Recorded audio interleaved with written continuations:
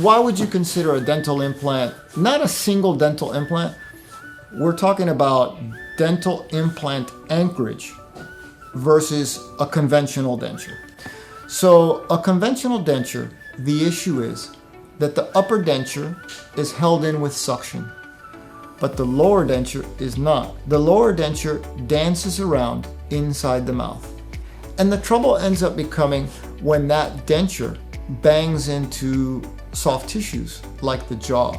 Just think of a bone, skin, and a hard piece of plastic sitting over the top, just constantly bouncing around in there.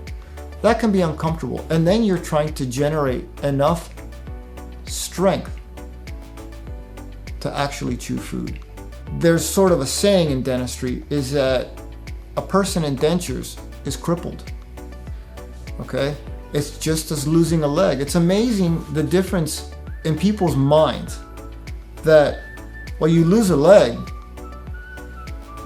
that's a crippling thing. We can all agree that the loss of a limb is super difficult.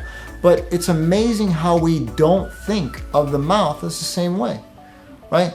When you lose all your teeth and you lose your ability to chew, are you not somewhat crippled, right? When you look at the definition of what crippled can be, right? You can't eat all the things that you need to eat for health, right? The human mouth is where all digestion starts.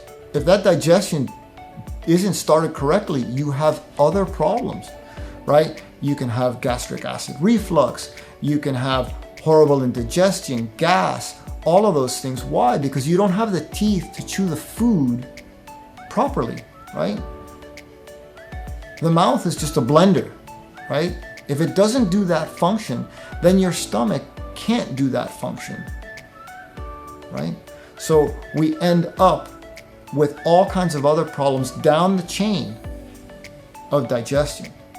And that's why, going back, we want something that's anchored, all right? Dental implants, in this particular case, will anchor a fixed appliance into the mouth. And then, once that appliance is anchored into the mouth, then you can generate pressure.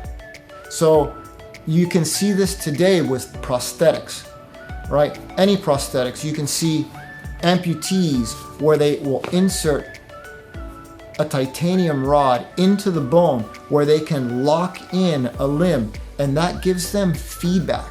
The prosthetic is not resting on soft tissue. The prosthetic, when it rests on bone, then you have the proper feedback and you don't have that constant pounding of a bone trying to go through soft tissue, which is what happens in the mouth. So when you can anchor things down with implants, now you are more like the way that you were with real teeth.